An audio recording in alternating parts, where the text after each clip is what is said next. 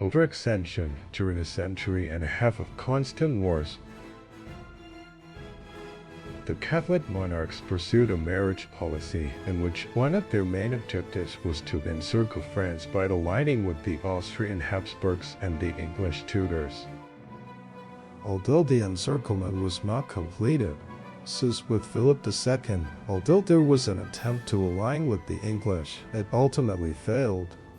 On the rest of its borders, the French were surrounded by the possessions of the Habsburgs, which reconfigured the traditional Anglo-French rivalry into a struggle between France and Spain. In addition, there was the dispute over northern Italy. This territory remained at that time a fundamental center both of monetary and religious power, which made it an area of enormous strategic interest for the main powers. In 1520, Charles I became Emperor of the Holy Roman Empire, which placed the Habsburgs as the first hegemonic power in Europe. The response of the secondary powers was to generate wars with the structural counter-hegemonic basis against the House of Habsburg. At the internal level, the Holy Roman Empire was a conglomerate of principalities and kingdoms where the emperors, from the time of Otto I in the middle of the 10th century up to the grandfather of Charles I, Maximilian II, had carried out failed attempts at centralization, to the contradictions between the regional powers and the central authority. One had to add the frictions between the secular power of the emperors and that of the papacy with events such as the investiture controversy. Of all the centralizing attempts, the German princes had never faced an emperor with the potential for success that Charles V might present. In this context, the appearance of Luther and shortly afterwards Calvin served as the perfect excuse for the German princes, aiming to preserve their political, economic, and territorial privileges, to finally escape from the two supranational medieval powers, the Pope and the Emperor.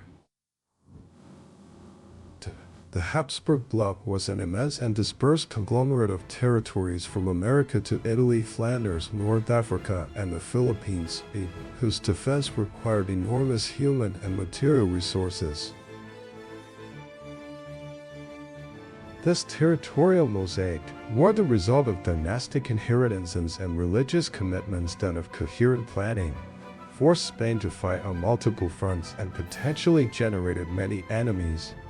The combination of European counter-hegemonic reaction, the conflict against the Ottomans in the Mediterranean, and of a vast and dispersed imperial conglomerate of territories offers one of the best historical examples of strategic overextension in Europe during the 16th and 17th centuries. All powers suffered costly wars, but while France, England, or the Ottoman Empire enjoyed respites that allowed them to recover, Imperial Spain seemed condemned to perpetual conflict. A peace with France was followed by war against the Turks after a truce in the Mediterranean. A naval clash erupted in the Atlantic, and in the background, the endless struggle for Flanders. In the most critical moments, the monarchy fought on three fronts at the same time, while its enemies cooperated among themselves diplomatically, commercially, and even militarily in order to wear it down. The most accurate image was that of Spain as a bear trapped in a pit, stronger than any of the dogs attacking it, but incapable of freeing itself from all of them at once. Spain had to face continuous harassment in the Atlantic and the Caribbean from privateirships promoted mainly by the English and the Dutch, and in the Mediterranean by the barbaric pirates. The problem of overextension consisted of Italy was considered a strategic bastion. Besides its wealth, it had the symbolic value of protecting Rome and the papacy against Ottoman Islam. Flanders, however, represented the great dilemma. It was a rich region, vital for European trade, but keeping it under control was enormously costly. The distance from the peninsula, with communications that by sea could be obstructed and by land depended on the Spanish road, which, besides being a long route, was in some parts unsafe. And adding to that the hostility of the population and the constant pressure of France and England made its defense a bottomless pit. Decade after decade, the Spanish crown bled itself there, further aggravated by piracy and economic warfare in the Atlantic. To renounce the Low Countries was seen as an impossible capitulation.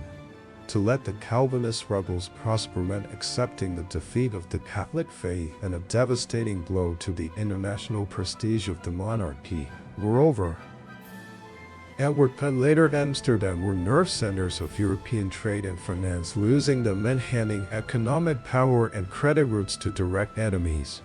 Thus Spain was trapped in an inescapable dilemma. To sustain the war consumed treasures and exhausted armies. To withdraw for them meant political and religious suicide. The monarchy chose to prolong an unsustainable effort, which eroded its resources and accelerated its decline. The arguments for keeping Flanders revolved around three ideas. The first was reputation. Abandoning the territory would have strengthened France or the United Provinces, something intolerable for a crown obsessed with its prestige. The second was strategic. Keeping the enemy occupied in the north prevented direct attacks on the Iberian Peninsula. And the third was the so-called domino theory, similar to that later applied by the Americans in Vietnam. If Flanders fell, Germany, Italy, and ultimately America would be lost. With this logic, Madrid committed itself to an almost endless war of attrition. Hoping to achieve a victory, favorable peace, or to endure until the system collapsed. In reality, the only certainty was that this obstinacy would eventually erode the ambitions of Imperial Spain.